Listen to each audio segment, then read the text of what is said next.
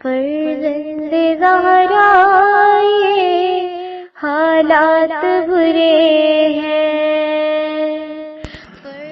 کاشانہ بصیرت ایک ایسا مکمل یوٹیوب چینل جس پر محروم بصارت کے لیے بالخصوص اور تمام افراد کے لیے بالعموم سینکڑوں کی تعداد میں اسلامی کتب دستیاب ہیں۔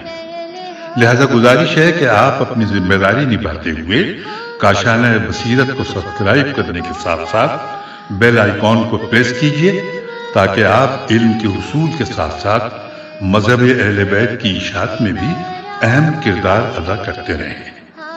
کاشانہ بصیرت۔ فرزند زہرا یہ حالات برے ہیں۔ بسم اللہ الرحمن الرحیم۔ السلام علیکم۔ کاشانہ بصیرت کے یوٹیوب چینل سے نورین عباس آپ کے ہمراہ ہے۔ ہم مطالعہ کر رہے ہیں الکوثر فی تفسیر القرآن کی جلد ششم کا، جس کے مصنف ہیں جناب محسن علی نجفی۔ تو آئیے آغاز کرتے ہیں الکوثر فی تفسیر القرآن کے 32ویں حصے کا۔ أَلَمْ تَرَوْا أَنَّ اللَّهَ سَخَّرَ لَكُم مَّا فِي السَّمَاوَاتِ وَمَا فِي الْأَرْضِ وَأَسْبَغَ عَلَيْكُمْ نِعَمَهُ ظَاهِرًا وَبَاطِنًا وَمِنَ النَّاسِ مَن يُجَادِلُ فِي اللَّهِ بِغَيْرِ عِلْمٍ وَلَا هُدًى وَلَا كِتَابٍ مُنِيرٍ۔ کیا تم نے نہیں دیکھا کہ جو کچھ آسمانوں اور جو کچھ زمین میں ہے اللہ نے تمہارے لیے مسخر کیا ہے، اور تم پر اپنی ظاہری اور باطنی نعمتیں کامل کر دی ہیں، اور اس کے باوجود کچھ لوگ اللہ کے بارے میں بحث کرتے ہیں، حالانکہ ان کے پاس نہ علم ہے اور نہ ہدایت اور نہ کوئی روشن کتاب۔ تشریح کلمات اسباغ بریکٹ میں 3 الفاظ موجود ہیں، سین ب غ بریکٹ بند، الف سین با الف غین الف لام نون عین میم۔ اسباغ النعم پورا انعام کرنا۔ تفسیر آیات نمبر 1۔ الم ترو ان اللہ سخر لکم، اپنے گرد و پیش سے غافل انسان کو متوجہ کرتے ہوئے فرمایا، اللہ کی ربوبیت کو چھوڑ کر واہموں کے پیچھے جانے والوں، کیا تم نے کبھی اس بات کی طرف توجہ کی ہے کہ اللہ نے تمہاری زندگی کی بقا اور ارتقاء اور ضروریات کی فراہمی کے لیے آسمانوں میں جو کچھ ہے مسخر کرنے والا اللہ ہے۔ اس تسخیر کی غرض و غایت تم ہو، تمہاری زندگی کی تدبیر ہے۔ آسمان میں موجود چیزوں کی تسخیر کا مطلب یہ ہے، آسمان میں موجود سورج، چاند اور ستارے ہماری زندگی کے لیے ضروری سامان فراہم کرتے ہیں۔ صرف سورج اہل ارض کے لیے سال بھر کی ضرورت کی انرجی 1 منٹ میں فراہم کرتا ہے۔ اسی طرح زمین میں ایک مہرباں ماں کی طرح ہمیں اپنی گود میں پالتی ہے۔ اسی زمین کے سینے سے ہم گوناگوں غذا چوستے ہیں۔ ہم ناشکرے ہو سکتے ہیں، لیکن اس زمین میں بخل نہیں ہے، وہ ہر وقت ہر ایک کے لیے رنگ برنگ غذاؤں پر مشتمل دسترخوان بچھائے رکھتی ہے۔ نمبر 2۔ اسبغ علیکم نعمہ، اللہ ہی نے تم پر اپنی ظاہری اور باطنی نعمتیں پوری کر دیں۔ ظاہری نعمتوں سے مراد وہ نعمتیں ہو سکتی ہیں جو مشرکین کے لیے ظاہری ہیں، جیسے اعضائے بدن، صحت اور انسان کی بقا اور ارتقاء کے لیے ضروری سامان کی فراوانی، اور باطنی نعمتوں سے مراد جیسے عقل و ارادہ، وجدانیت وغیرہ۔ کتنی ہی ایسی نعمتیں ہمارے وجود میں ہیں جن کا ہمیں علم نہیں ہے۔ نمبر 3۔ وَمِنَ النَّاسِ مَن يُجَادِلُ، ایسے لوگ بھی موجود ہیں جو اللہ کی ربوبیت اس کی وحدانیت کے خلاف بلا دلیل بحث کرتے ہیں۔ قرآن کا موقف یہ ہے کہ کسی بھی موقف کے لیے خود موقف والے کے پاس علم ہونا چاہیے، اگر ایسا نہیں ہے تو کسی ہدایت کنندہ کی طرف سے ہدایت ہونی چاہیے، یا آسمانی کتابوں میں کسی کتاب کا حوالہ ہونا چاہیے۔ ان دلائل میں سے ایک دلیل بھی نہ ہو اور صرف اندھی تقلید ہو تو وہ موقف قابل اعتنا نہیں ہے۔ اہم نکات۔ نمبر 1۔ اللہ نے اس ناشکرا انسان کی تدبیر زندگی کے لیے آسمانوں اور زمین پر مشتمل ایک بڑا دسترخوان بچھایا ہے۔ نمبر 2، کسی بھی موقف کے لیے اللہ کی طرف سے ہادی اور کتاب خدا کے علاوہ کوئی اور دلیل نہیں ہو سکتی۔ وَإِذَا قِيلَ لَهُمُ اتَّبِعُوا مَا أَنزَلَ اللَّهُ قَالُوا بَلْ نَتَّبِعُ مَا وَجَدْنَا عَلَيْهِ آبَاءَنَا أَوَلَوْ كَانَ الشَّيْطَانُ يَدْعُوهُمْ إِلَى عَذَابِ السَّعِيرِ۔ اور جب ان سے کہا جاتا ہے جو اللہ نے نازل کیا ہے اس کی پیروی کرو، تو وہ کہتے ہیں ہم تو اس چیز کی پیروی کریں گے جس پر ہم نے اپنے باپ دادا کو پایا ہے، خواہ شیطان ان کے بڑوں کو بھڑکتی آگ کے عذاب کی طرف بلاتا رہا ہو۔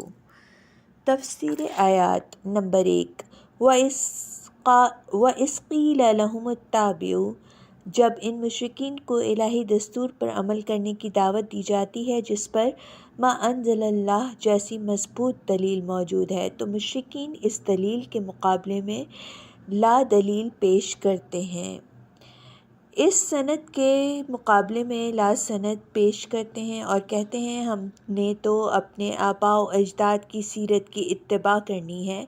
آباء و اجداد کے پاس کوئی دلیل اور سند تو نہیں ہے، البتہ شیطان کی دعوت ان تک پہنچی ہے جو انہیں جہنم کی طرف لے جاتی ہے۔ اہم نکات۔ نمبر 1، باطل عقیدہ نسلوں میں بھی اثر چھوڑتا ہے۔ ما وجدنا علیہ وآباءنا۔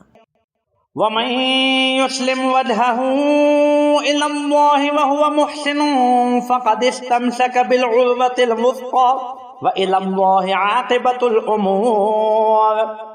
اور جو شخص اپنے آپ کو اللہ کے حوالے کر دے اور وہ نیکوکار بھی ہو تو اس نے مضبوط رسی کو تھام لیا اور سب امور کا انجام اللہ ہی کی طرف ہے۔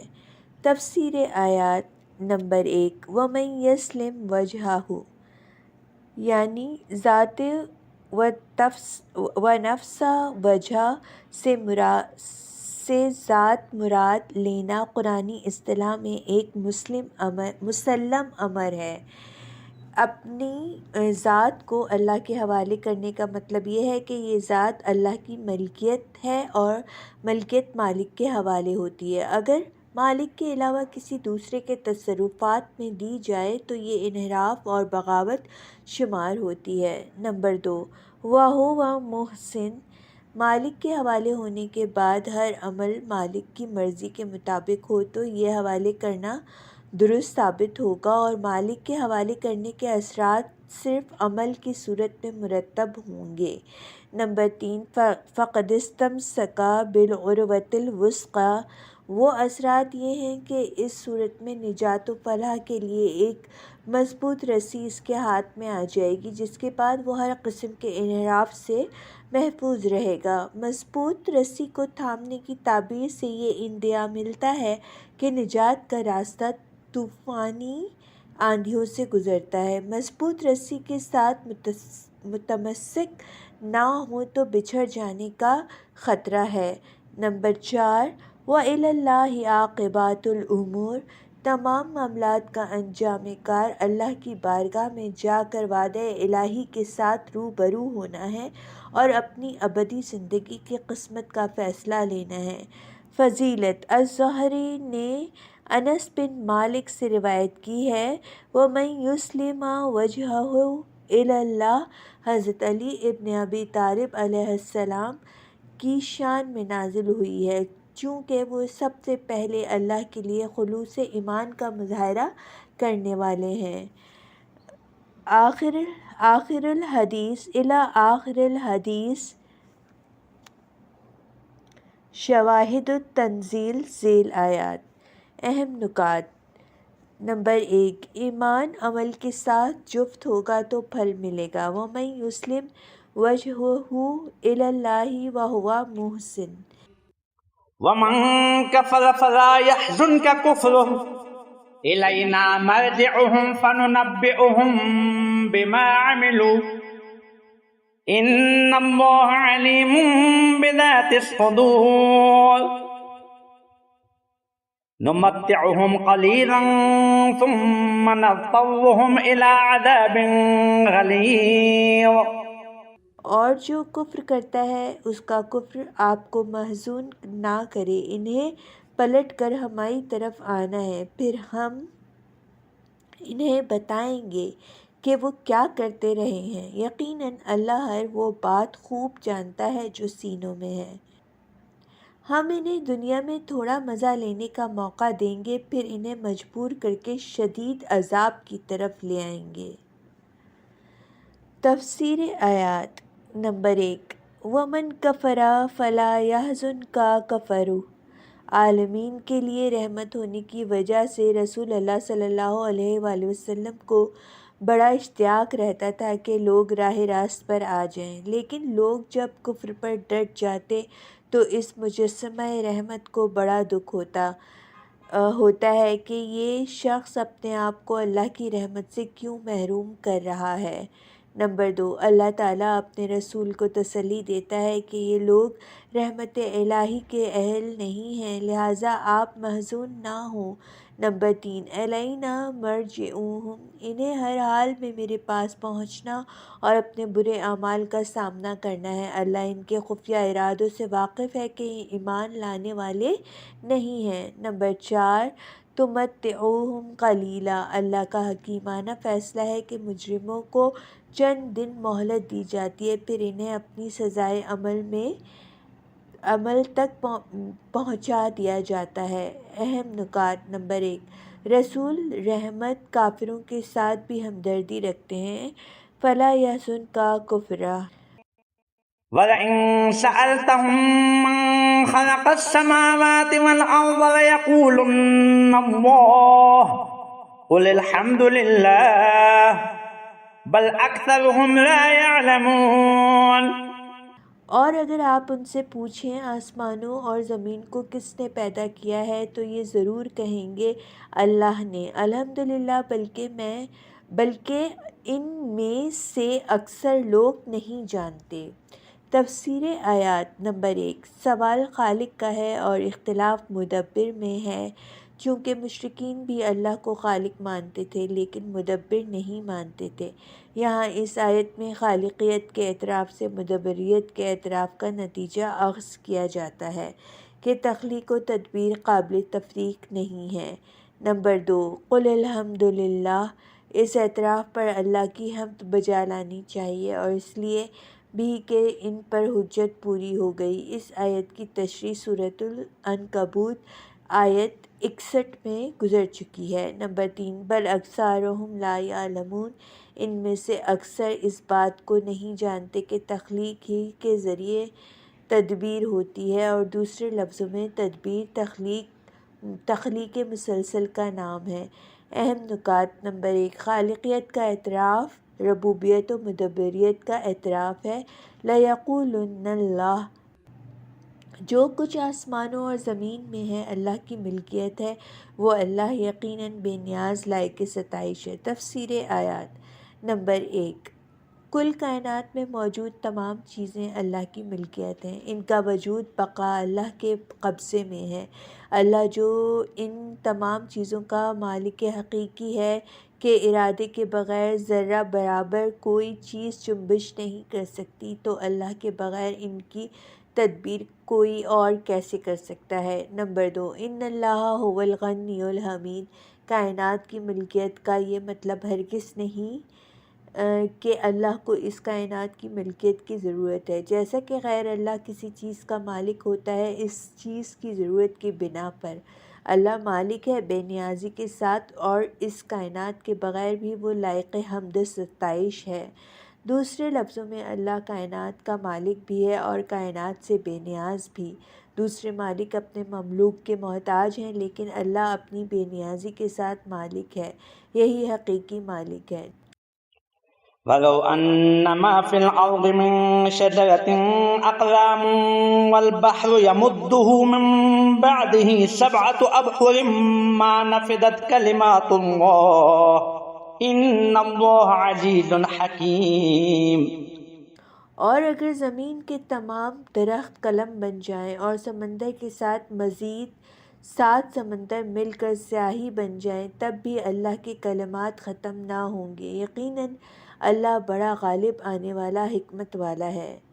تفسیر آیات نمبر 1 وَلَوْ أَنَّ مَا فِي الْأَرْضِ انسان کے مشاہداتی امور کی روشنی میں محسوساتی دنیا میں بسنے والوں کے لیے ایک مثال ہے کہ کلمات خدا یعنی کلمہ کن کے نتیجے میں وجود میں آنے والی موجودات کی ایک اجمالی فہرست تیار کرنا بھی روئے زمین پر موجود درختوں سے بننے والے قلموں اور سمندروں سے بننے والی سیاہیوں کے بس میں نہیں ہے، خواہ اس سمندر کے ساتھ مزید 7 سمندر مل جائیں، کیونکہ محدود کے لیے لامحدود کا احاطہ کرنا ممکن ہی نہیں۔ یہ سارے سمندر سیاہی بن جائیں تو خود سمندری موجودات کی فہرست تیار کرنے کے لیے بھی شاید ناکافی ہوں۔ دوسرے لفظوں میں کلمات اللہ کی یہ تشریح ہو سکتی ہے، اللہ تعالیٰ کے کلمات وہ ارادہ اور وہ تخلیق و ایجاد اور وہ فیوز ہیں جو ہمیشہ جاری رہتے ہیں۔ کل یوم ہوا فی شان، وہ ہر روز ایک نئی کرشمہ سازی میں ہے۔ مسلم مشہور ہے لانقطاع فی الفیض، اللہ تعالیٰ کا فیض منقطع نہیں ہو سکتا۔ فیض خدا ہمیشہ جاری اور لامحدود ہے۔ ان لامحدود کلمات کا احاطہ کرنا کسی محدود کے بس میں نہیں ہے، خواہ وہ محدود کتنا ہی عظیم اور وسیع کیوں نہ ہو۔ سورہ کہف آیت 109 میں بھی کلمات اللہ کی تشریح ہو چکی ہے۔ اہم نکات نمبر 1 فیوز الہی کلمات اللہ کا احاطہ ناممکن ہے۔ ما نفذت کلمۃ اللہ ما خلقكم ولا بعثكم إلا كنفس واحدة إن الله سميع بصير۔ اللہ کے لیے تم سب کا پیدا کرنا پھر دوبارہ اٹھانا ایک جان کے پیدا کرنے اور پھر اٹھانے کی طرح ہے، یقیناً اللہ خوب سننے والا دیکھنے والا ہے۔ تفسیر آیات نمبر 1 قریش کے لیے یہ بات قابل فہم نہیں کہ اللہ ایک ہی گھڑی میں تمام مخلوقات کو دفعتاً کیسے پیدا کرے گا، جبکہ دنیا میں تو ان کو ایک ایک کر کے پیدا کیا ہے۔ اس سطحی سوچ اور غلط فہمی کے ازالے کے لیے فرمایا اللہ کے ایک ارادے سے مخلوق وجود میں آ جاتی ہے، خواہ وہ مخلوق ایک ہو یا 1 کھرب ہو۔ لہٰذا اللہ کے لیے خلق و اعادہ، خلق کثرت یا قلت میں کوئی فرق نہیں ہے، سب یکساں طور پر آسان ہے۔ قلت اور کثرت کا فرق اس کے لیے سامنے آتا ہے جو علل و اسباب کے ذرائع سے کوئی چیز بناتا ہے۔ ایک چیز بنانے کے لیے تھوڑے سامان کی ضرورت پڑتی ہے، اس کا فراہم کرنا آسان ہوتا ہے، اور اگر بہت زیادہ تعداد میں بنانا ہے تو اس کے لیے بہت زیادہ سامان فراہم کرنا ہوتا ہے جو مشکل ہے۔ نمبر 2 ان اللہ سمیع بصیر، کثرت کی وجہ سے کسی کی شناخت میں اللہ کو کوئی وقت دقت پیش نہیں آتی، وہ ہر آواز اور ہر شکل کو پہچانتا ہے۔ اہم نکات نمبر 1 اللہ کے لیے ہر کام یکساں ہے، آسان اور مشکل کا یہاں تصور نہیں ہے۔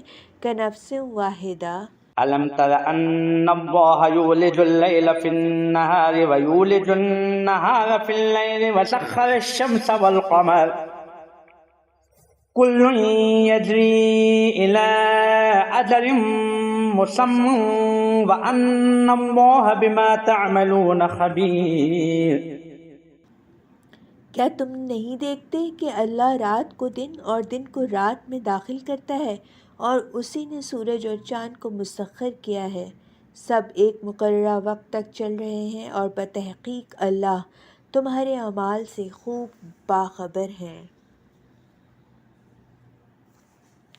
تفسیر آیات نمبر 1 الم تر ان اللہ یولج اللیل فی النہار، اس کائنات کی تدبیر کے سلسلے میں ایک شعبہ دن رات کا ایک دوسرے میں داخل کرنے کے عمل کا ہے کہ مختلف موسموں میں رات کا کچھ حصہ دن میں اور دن کا کچھ حصہ رات میں داخل کیا جاتا ہے، جس سے مختلف موسم وجود میں آتے ہیں۔ نمبر 2 وسخر الشمس والقمر، اسی نے سورج اور چاند کو اس طرح مسخر کیا ہے جس سے انسان کی بقا اور ارتقاء کا سامنا فراہم ہو۔ نمبر 3، کل یجری الی اجل مسمى، یہ شمس و قمر اپنی مقررہ مدت تک چل رہے ہیں۔ اس کی ایک تشریح یہ ہے کہ مقررہ وقت تک یہ سب چلتے ہیں، اس کے بعد ابتدائی نقطے کی طرف واپس آتے ہیں، اور دوسری تشریح یہ ہے کہ یہ شمس و قمر بھی اپنی ایک عمر رکھتے ہیں، یہ عمر عند اللہ معین ہے، اس وقت تک چلتے رہیں گے۔ اہم نکات۔ نمبر 1، شب و روز کا آنا جانا گردش شمس و قمر کا تعلق تدبیر حیات سے ہے۔ الم تری ان اللہ ذلك بأن الله هو الحق وأن ما يدعون من دونه الباطل وأن الله هو العلي الكبير۔ یہ اس لیے کہ اللہ کی ذات ہی برحق ہے اور اس کے سوا جنہیں وہ پکارتے ہیں سب باطل ہیں، اور اللہ ہی برتر و بزرگ ہے۔ تفسیر آیات۔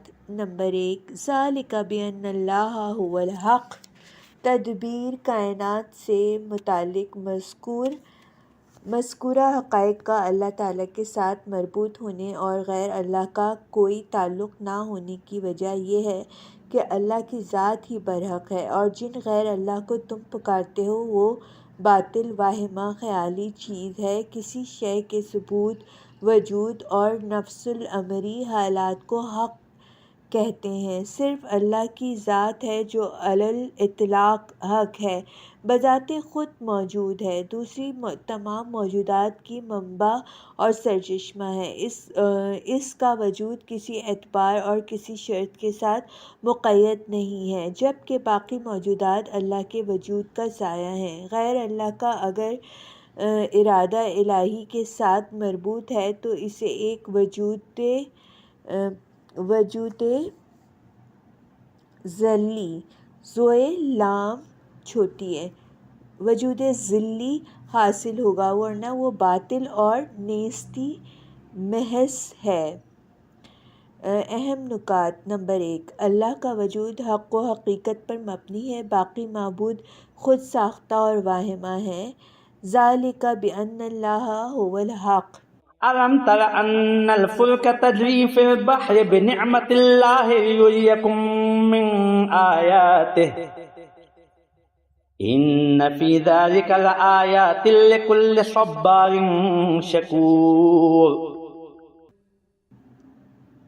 کیا تم نہیں دیکھتے کہ کشتی سمندر میں اللہ کی نعمت سے چلتی ہے تاکہ وہ تمہیں اپنی نشانیاں دکھائے؟ تمام صبر اور شکر کرنے والوں کے لیے یقیناً اس میں نشانیاں ہیں۔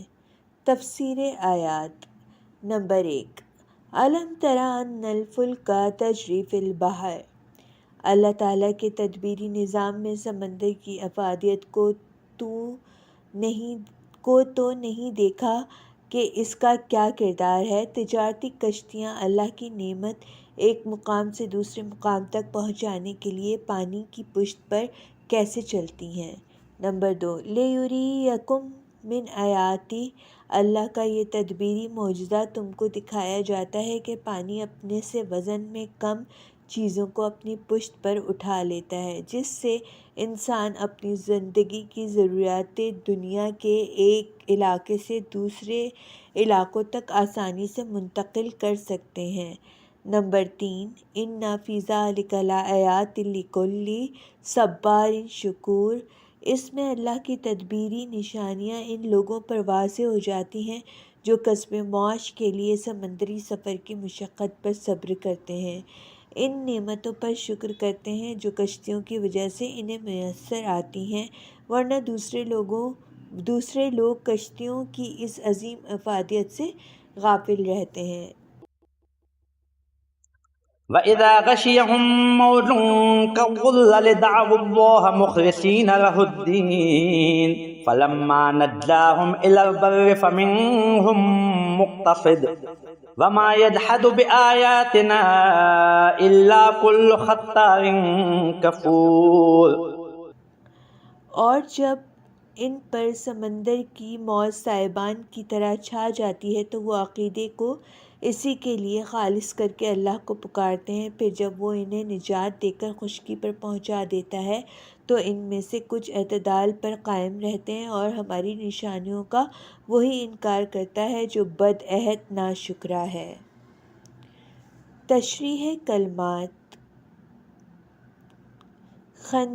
خطار بریکٹ میں 3 الفاظ موجود ہیں، خے تے رے اور بریکٹ بند۔ اصل میں غزار کو کہتے ہیں، غین زے الف رے، غزار کو کہتے ہیں۔ تفسیر آیات۔ اس آیت کی تشریح سورۃ العنکبوت آیت 65 میں ہو چکی ہے کہ جب انسان کے دل و دماغ سے دنیاوی خواہشات کا پردہ ہٹ جاتا ہے اور انسان کو صرف اپنی فطرت کے ساتھ سرگوشی کرنے کا موقع ملتا ہے تو اس وقت اس کی فطرت کو اس کے خالق کے علاوہ کوئی سہارا نظر نہیں آتا۔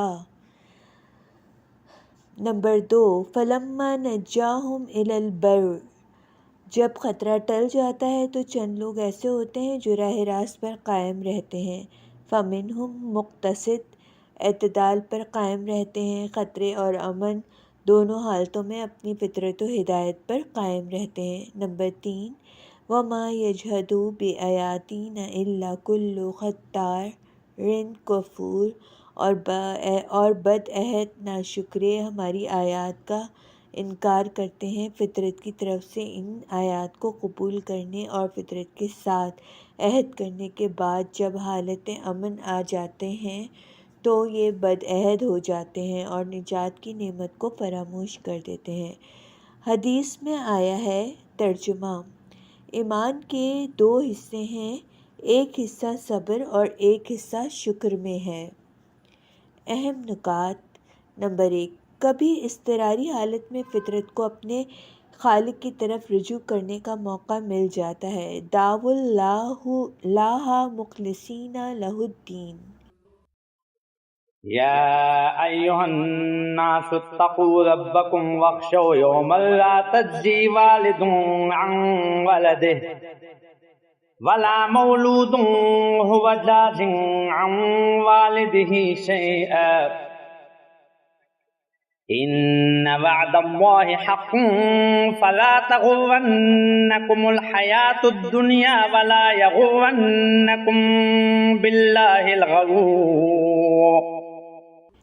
اے لوگو، اپنے پروردگار کے غضب سے بچو اور اس دن کا خوف کرو جس دن نہ باپ بیٹے کے اور نہ بیٹا اپنے باپ کے کچھ کام آئے گا۔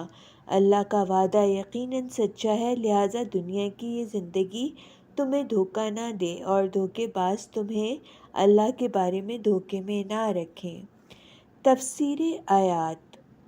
نمبر 1، یا ایھا الناس، گزشتہ آیات میں اللہ تعالیٰ کی خالقیت، ربوبیت اور اعادہ حیات پر قدرت کے سلسلے میں دلائل و شواہد پیش کرنے کے بعد آخر میں تمام انسانوں کو چند باتوں کی طرف متوجہ فرمایا۔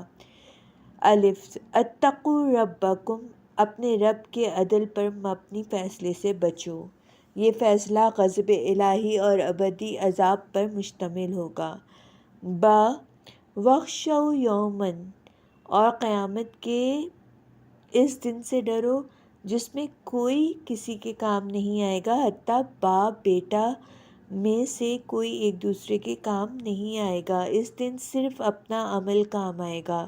جیم، ان وعد اللہ حق، اللہ کی طرف سے وعدہ آخرت مبنی برحق ہے، حساب جنت اور جہنم کا وعدہ بھی مبنی برحق ہے۔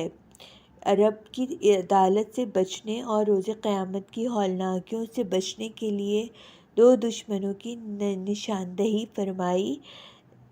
نمبر 2، فلا تغرنکم الحیات الدنیا، پہلا دشمن دینی زندگی کی رعنائیاں ہیں جو انسان کو دھوکہ دیتی ہیں کہ وہ اسی میں مگن رہتا ہے اور روز آخرت کو ایک حقیقت کے طور پر نہیں لیتا۔ نمبر 3، ولا یغرنکم باللہ الغرور، دوسرا دشمن دھوکے باز شیطان ہے، انسان کو دھوکہ دیتا ہے اور آخرت کو ایک واہمہ قرار دیتا ہے یا اس ابدی زندگی سے غافل کر دیتا ہے۔ اہم نکات: نمبر 1، تقوی اور خوف قیامت آخرت کے لیے زاد راہ ہے۔ یا ایھا الناس اتقوا ربکم واخشوا۔ نمبر 2، خواہشات دنیا اور شیطانی فریب کاری انسان کو قیامت سے غافل کر دیتی ہیں۔ ان اللہ عنده علم الساعة وينزل الغيث ويعلم ما في الأرحام وما تدري نفس ماذا تكسب غدا وما تدري نفس بأي أرض تموت ان اللہ علیم خبیر۔ قیامت کا علم یقیناً اللہ ہی کے پاس ہے، اور وہی بارش برساتا ہے اور وہی جانتا ہے جو کچھ رحموں میں ہے، اور کوئی شخص نہیں جانتا کہ وہ کل کیا کمانے والا ہے، اور نہ کوئی یہ جانتا ہے کہ کس زمین میں اسے موت آئے گی۔ یقیناً اللہ خوب جاننے والا بڑا باخبر ہے۔ تفسیر آیات: نمبر 1، ان اللہ عندہ علم الساعۃ، قیامت کب برپا ہوگی اس کا علم صرف اللہ تعالیٰ کے پاس ہے، اللہ نے اس راز سے کسی کو بھی واقف نہیں کیا۔ نمبر 2، وَيُنَزِّلُ الْغَيْثَ، بارش بھی صرف اور صرف اللہ برساتا ہے، کسی اور کے بس میں نہیں ہے کہ وہ وسیع و عریض سمندر خلق کرے، بخار اوپر کو اٹھائے، ہواؤں کے ذریعے اسے خشکی کی طرف چلائے اور بارش برسائے۔ فضا میں موجود بخارات سے استفادہ کر کے مصنوعی بارش کا نازل ہونا قدرت کے نظام سے استفادہ ہے، انسان کی اپنی ایجاد نہیں ہے۔ نمبر 3، وَيَعْلَمُ مَا فِي الْأَرْحَامِ، جو کچھ رحموں میں ہے صرف اللہ جانتا ہے۔ یہاں سوال کرتے ہیں کہ انسان بھی جاننے لگے ہیں کہ ماؤں کے رحموں میں کیا ہے، لڑکا ہے یا لڑکی؟ جواب یہ ہے، اول انسان بچے کو اس کی تخلیق مکمل ہونے کے بعد جانتا ہے۔ بچے پیدا ہونے کے بعد تو سب جانتے ہیں، لیکن انسان یہ نہیں جانتا کہ 400 ملین جرثومہ پدر میں سے کون سا جرثومہ تخم مادر کے ساتھ جفت ہوا ہے اور کس خاصیت کا جرثومہ ہے، چونکہ 400 ملین جرثوموں میں سے ہر ایک اپنی جدا خاصیت رکھتا ہے۔ ثانیاً، انسان کو یہ علم نہیں ہوتا کہ جس لمحے جرثومہ پدر تخم مادر کے ساتھ جفت ہوا، باپ کی طرف سے وائے جفت ہوا کہ لڑکا ہو جائے یا ایکس ہوا کہ لڑکی ہو جائے۔ یہ اور بات ہے کہ انسان اپنی خودداد صلاحیت سے جفت ہونے کے عمل کو خود انجام دے رہا ہے۔ ثالثاً، انسان صرف بچے کے مادی وجود کو جانتا ہے، اس کی غیر مادی خاصیتوں کو نہیں جانتا کہ کس خاصیت کا بچہ ہے۔ مزید تشریح کے لیے سورہ رعد آیت 8 ملاحظہ فرمائیں۔ نمبر 4، وَمَا تَدْرِي نَفْسٌ، انسان کو اپنے ایک دن کے فاصلے پر ہونے والے واقعات و حادثات کا علم نہیں ہے۔ نمبر 5، وَمَا تَدْرِي نَفْسٌ بِأَيِّ أَرْضٍ تَمُوتُ، اس انسان کو تو یہ بھی معلوم نہیں کہ اس کی زندگی کا خاتمہ زمین کے کس خطے میں ہوگا۔ یہ نادان انسان قیامت کے بارے میں جاننا چاہتا ہے۔ اہم نکات: نمبر 1، قیامت کا علم اللہ نے صرف اپنے ساتھ مخصوص رکھا، ان اللہ عندہ علم الساعۃ۔ نمبر 2، انسان کا دائرہ علم نہایت محدود ہے، وما تدری نفس۔ اور سامعین، یہاں پہ میں اپنے مطالعے کو روک رہی ہوں۔ میں موجود ہوں صفحہ نمبر 406 پر، اور یہاں پہ ساتھ ساتھ آپ کو یہ بھی بتاتی چلوں کہ سورۃ الرحمن کی اختتامی آیات کا ترجمہ آپ کے گوش گزار کیا ہے میں نے۔ اب انشاءاللہ اگلی آیت کے سورت کے ساتھ دوبارہ حاضر ہوں گی، جب تک کے لیے